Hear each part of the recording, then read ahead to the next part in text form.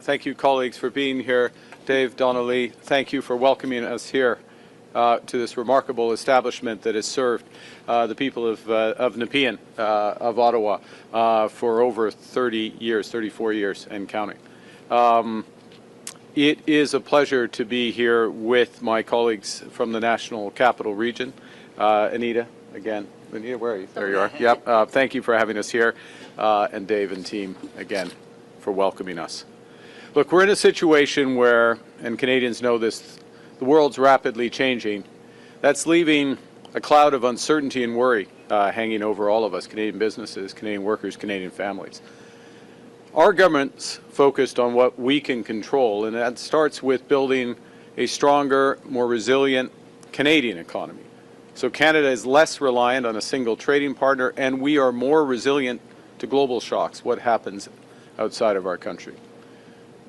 Nous agissons sans tarder et nous voyons des résultats. Nous avons déjà signé 12 accords commerciaux et de la sécurité sur 4 continents au cours des 6 derniers mois pour forger des partenariats fiables à l'étranger. Nous avons soumis au Bureau des grands projets 11 projets qui représentent des investissements de 116 milliards de dollars au Canada. Le nouveau fonds pour bâtir des collectivités fortes permettra d'aménager des infrastructures locales dans des quartiers partout au Canada. Hôpitaux, routes, ponts et réseaux de transport en commun. Toutes ces mesures font partie de notre stratégie globale qui vise à susciter des investissements de 1 000 milliards de dollars au cours des 5 prochaines années. So we're starting to fundamentally transform our economy, building a stronger, more resilient, more independent Canada. It's already getting results. Dozens of new partnerships abroad, launching Build Canada homes, fast-tracking major nation-building projects. Our economy, Canada's economy, has created 190,000 jobs on net since August. In absolute terms, that's more than the United States over the same period. We have the right plan. The world is knocking at our door, and momentum is building. But as the Minister of Finance just said, the biggest payoffs will take time. And many Canadians are feeling the pressures right now of everyday expenses. Canadians need a boost today and a bridge to tomorrow. And that's why Canada's new government has been relentlessly focused on making life more affordable for Canadians. On day one, we canceled the consumer carbon tax, bringing down gas prices by 18 cents a litre. We then cut taxes for 22 middle-class Canadians, saving a two-income family up to $840 this year. We've cut taxes for first-time home buyers, saving them up to $50,000 on their first home purchase. Out east, we've reduced tolls for vehicles on the Confederation Bridge, cutting them from over $50 to $20, and cut fares by 50% on ferries in Atlantic Canada. As the Minister just mentioned, we launched automatic federal benefits, which will help 5.5 million lower-income Canadians get the benefits to which they are entitled, like the disability tax credit, and indeed the new measures that we're announcing today. We made the National School Program permanent, feeding 400,000 children healthy meals while saving their parents $800 per year on groceries. We also have a series of initiatives that will improve affordability by making structural changes to our economy. That's like building lots of affordable housing through Build Canada homes. And last week's new strategic partnership with China will make available tens of thousands of affordable electric vehicles in Canada. Nous avons appuyé la décision de CRTC de prolonger l'accès obligatoire au marché de gros dans le secteur de télécommunications pour une seule raison: réduire le coût de l'accès à Internet haute vitesse pour les Canadiens et Canadiennes, pour vous. Dans le budget 2025, notre gouvernement a protégé les programmes sociaux essentiels qui offrent à chaque Canadien une chance équitable de réussir. Les garderies, les soins dentaires et l'assurance médicaments. Au cours des prochaines années, notre gouvernement travaillera sans relâche à améliorer l'abordabilité pour tous les Canadiens. Now, bigger picture, overall inflationary pressures are easing. The consumer price inflation rate is back in the Bank of Canada's target range, and average wages in our country have consistently grown faster than the rate of inflation since this government took office. Fees for childcare across Canada have dropped by around 35% over the last 3 years, thanks to our childcare program. The average cost of cell services has fallen by more than 40% since 2020. That is, if you're able to switch plans. Gas prices have dropped by 14% from where they were a year ago, helped by that elimination of the consumer carbon tax. That's all good news. And with our economic plan kicking into gear, there's more good news on the horizon. But at the same time, for many Canadians, the cost of groceries and everyday essentials has been too high for too long. They need more support now. The pandemic caused inflation to spike worldwide, pushing up those costs of groceries and essentials, including rent. Global supply chain shocks, subsequently shocks caused by tariffs, weather events from our changing climate, and geopolitical disruptions have caused food prices to rise faster than overall inflation. So orange juice is up 12% year on year, ground beef up 19%, coffee and tea up by 24%. Ce problème ne touche pas seulement une minorité de gens très vulnérables.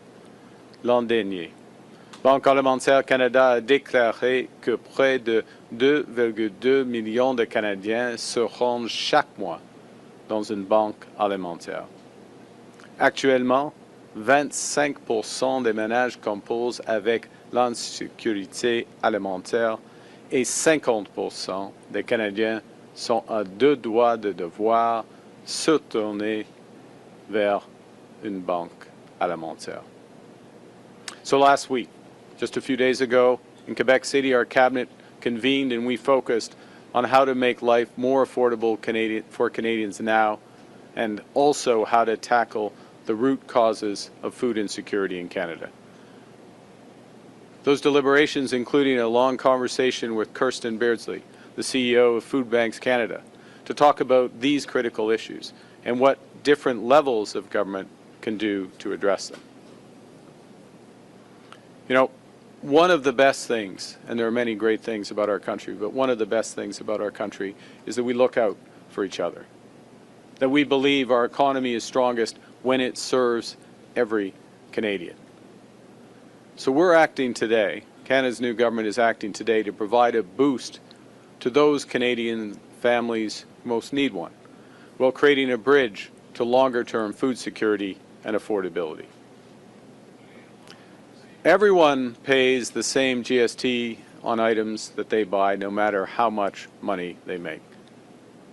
But since groceries and other essentials make up a larger share of the budget of lower-income Canadians, the GST puts a higher burden on those less well-off. The GST credit has helped to make our tax system fairer by returning a portion of the federal sales tax to Canadians with lower incomes, providing relief for people who feel the extra cost at the checkout most acutely. The rise in food prices means that a lot of these Canadians need more support right now. So today we're announcing that our government is launching the new Canada's Groceries and Essentials benefit. This will deliver hundreds of dollars more into the bank accounts of more than 12 million Canadians. Starting this year, we're taking the existing GST credit amount and raising it by 25% for 5 years. And in addition, we're providing a one-time payment equivalent to 50% of the GST credit this year. So what does that mean? Well, right now, a family of 4 receives about $1,100 a year with the existing GST credit. With the new Canada Groceries and Essentials benefit, that same family will receive up to $1,890 this year and about $1,400 a year for each of the next 4 years. A single person receives about $540 a year with the existing credit. With the new benefit, that person will receive up to $950 this year and about $700 a year for the next 4 years. On average, these payments make up for the higher level of food prices since the pandemic. In parallel, we're working to address the root causes of inflation and working on longer-term solutions to bring down the cost of groceries in Canada. That starts by improving the resilience of our supply chains. Because when issues arise in supply chains, from transportation to process to distribution, costs rise at every step along the way, and these costs end up on grocery bills. Tariffs, for example, are part of that problem. In September, the government launched what we called a new Strategic Response Fund to help sectors across our economy, those impacted by tariffs, to adapt, to diversify, and to grow. And today, we are committing $500 million from this fund to support capital investments to help food businesses expand capacity, increase productivity, and strengthen our food supply for the future. In addition, our Regional Tariff Response Initiative will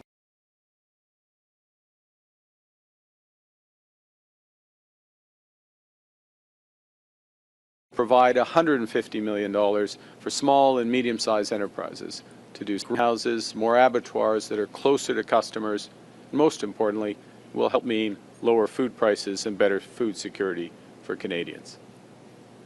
Pour réduire le coût de production des aliments, nous instaurons la passation en champs immédiats et accélérer les serres. Les producteurs peuvent donc déduire le coût total de la nouvelle serre sans tarder, ce qui leur permet de disposer de capitaux pour acquérir l'équipement moderne et ainsi accroître la production nationale d'aliments et cultiver davantage d'aliments ici au pays toute l'année. Les agriculteurs peuvent produire plus d'aliments à coût moindre, ce qui fait augmenter l'offre d'aliments canadiens et atténue les pressions sur les prix à l'épicerie pour les familles. To address the root causes of food security, we're developing a new national food security strategy that strengthens domestic food production, improves access to affordable, nutritious food. The strategy will include measures to implement unit label pricing so Canadians can compare easily in this era of shrinkflation.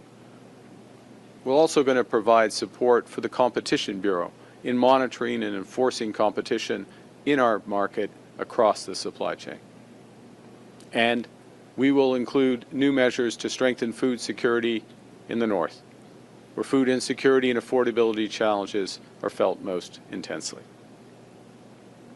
To ease immediate pressures for food banks, we're providing $20 million in a top-up to the local food infrastructure fund. This will help boost community food programs and deliver more nutritious food for families in need. Canadians are generous people. We take care of each other, particularly in times of need. We know we're stronger together. And during this time of global turmoil, Canadians are coming together to build Canada strong, to build a more independent, secure, and prosperous country, a country that works for all. And we know that getting there will be tough at times. We know that progress won't always move in a straight line. So we know that in times like these, we don't just have to look out for ourselves, we have to take care of each other. And that starts with everyone being able to put good food on the table. That's why the government's working relentlessly to make life more affordable for everyone. That's why we're stepping up today to help people who need it the most. Because we can't control what other countries do, but we can control how we support each other during tough times. We can control what we build so that these times will be better in the future. We choose to build Canada strong for all Canadians. Thank you very much. Merci, and I look forward to your questions. Thank you, Prime Minister. We'll now begin the question portion of the press conference. On va maintenant commencer les questions. Première question, Tom. Hi, Prime Minister. Tom Perry with CBC. Since your speech in Davos, we've had Donald Trump threaten fresh tariffs on Canada if we cut a deal with China. He's rescinded your invitation to the Board of Peace. He started calling you governor, like he did your predecessor. I'd like to know what you think about all that and what impact you think your speech had on Canada-U.S. relations. Well, I think the first thing is that my comments in Davos laid out how we see the world, a recognition of how the world has changed. I think a point that Canadians understood months ago. In fact, I think Canada understood the scale of the change in U.S. trade policy, what it meant for our economy. We understood that well before other countries, and we started to react, controlling what we can control, building it at home, and very importantly, diversifying our trade partners abroad. That second bit is a positive thing. It's finding new partners. I mentioned in my remarks 12 new trade and security agreements in the past 6 months across 4 continents, more to come. For example, the commitment with India to work together is just one of many. And all of that builds our strength here at home, provides more opportunities, makes us less dependent on the United States. Last point, we are entering soon a negotiation or review formally of CUSMA, our agreement, as you know, with the United States and Mexico. It'll be a robust review, is the expectation. The President is a strong negotiator, and I think some of these comments and positioning should be viewed in the broader context of that. Going back to Davos as well, the President was interviewed on Fox News, and he talked about NATO troops and NATO troops staying back from the front in Afghanistan. I'm wondering if you think the President should apologize for that. On a secondary topic, on Greenland, he backed down from threats on Greenland. Do you think that's settled? Would Canada send troops to Greenland to support their European allies? So let me be absolutely clear. With respect to the contribution, what everyone should recognize, Canadians recognize, and we are fundamentally grateful for the extraordinary contributions of the men and women of the Canadian Armed Forces in a variety of theaters, including very much Afghanistan. We were the first to invoke Article 5. We were the first to send support after 9/11 to New York City. We sent 40,000 Canadian troops serving over 13 years on the front lines in Afghanistan, in Kandahar as one example. 158 of those soldiers paid the ultimate sacrifice. One of our diplomats paid the ultimate sacrifice. Thousands more were injured. 30 of our soldiers won the American Bronze Star for service in combat, for courage in combat. It's an extraordinary contribution for liberty, for freedom, for human rights, defending the United States, defending Canadian values. Everyone should recognize that.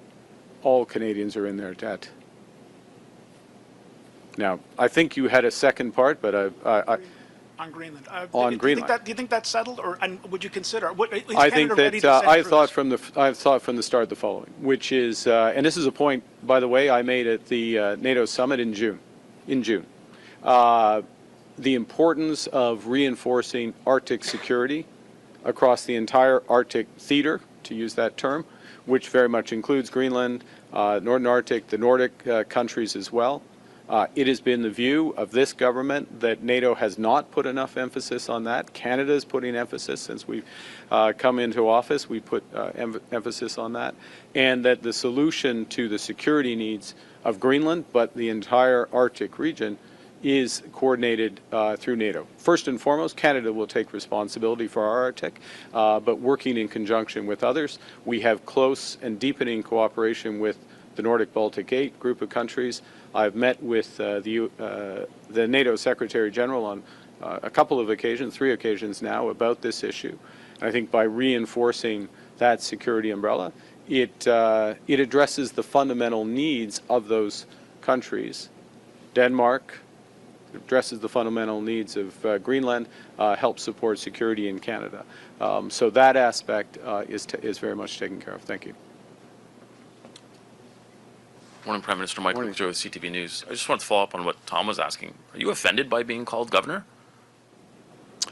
I mean, I think in this role you get called a lot of things, a lot of time, and I'm not going to comment on every tweet or truth or comment from whoever. So I can handle it. As a follow-up, But I do think this point about our troops is fundamental, and respecting our troops and the contribution that they've made. I want to follow up on what you were saying yesterday outside of cabinet or caucus. You said that Canada isn't pursuing a free trade agreement with China. What efforts are you or your ministers making with the Trump administration to communicate that to them so that those threats of tariffs stop? Well, I interpreted the president's comments exactly that way, which is looking forward to were we pursuing a deeper free trade agreement. We've made it clear. My fellow members of cabinet, ministers, have made it clear to their counterparts that that's the case. We've made the public point. And it's obvious. Look, Canada, when we sign an agreement, we sign a trade agreement, in this case, USMCA, as they call it, or CUSMA, as we call it.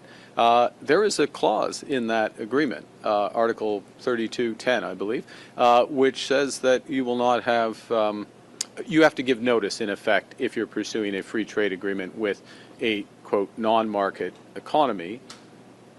That's in the eye of the beholder who defines it, but it's a definition of any of the other parties who see somebody as a non-market economy. China is one of 15 or 17 economies that the U.S. views as non-market. I can understand why they say that.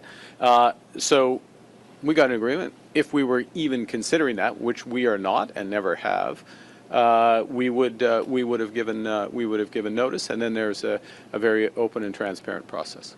Thank you. Bonjour, M. Carney. Michel Sabat, la presse canadienne. Avez-vous des excuses à présenter aux Québécois et aux francophones du Canada pour vos propos sur les plaines? Et êtes-vous confortable à être le chef du camp du non lors d'un éventuel référendum sur la souveraineté du Québec?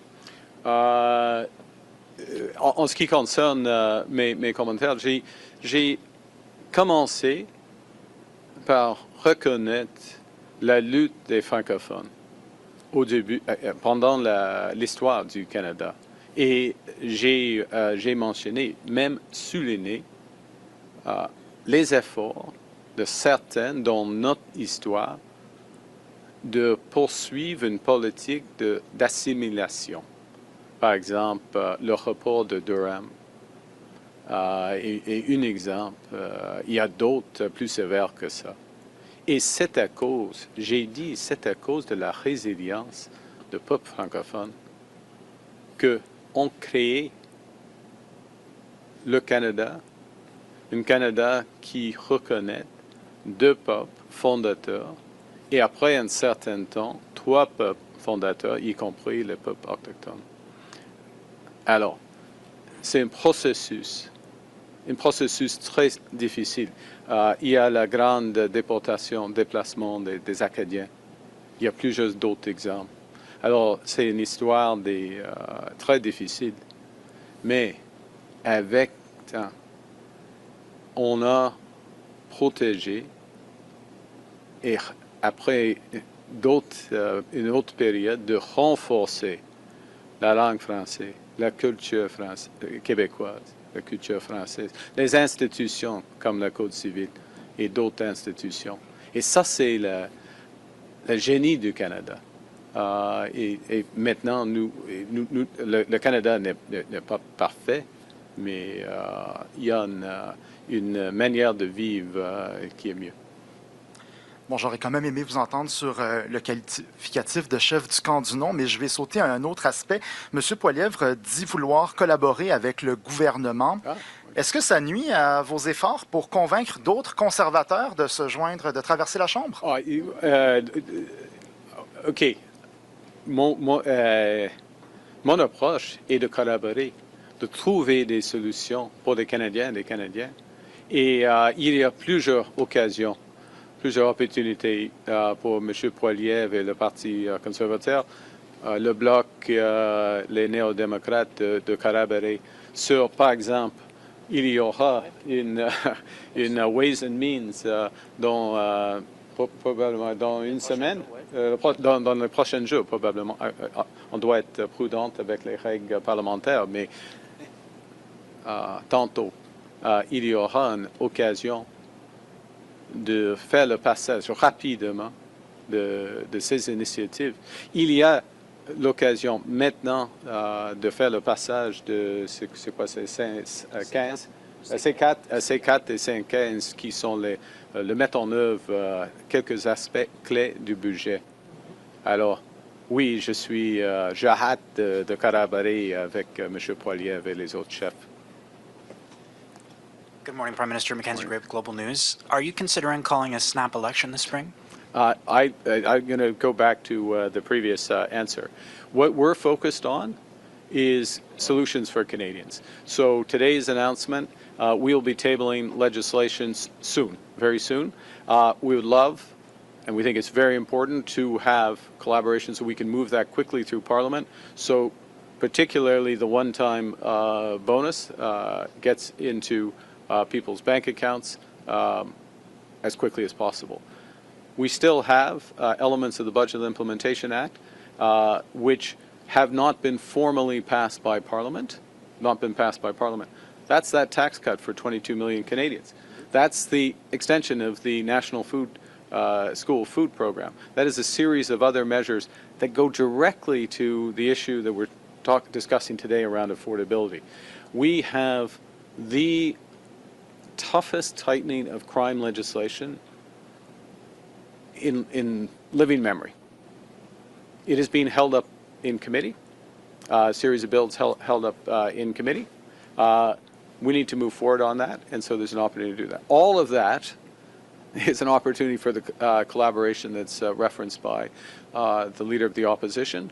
This government is going to work hard, as we did in the fall, as we did last spring, in order to get legislation through the House.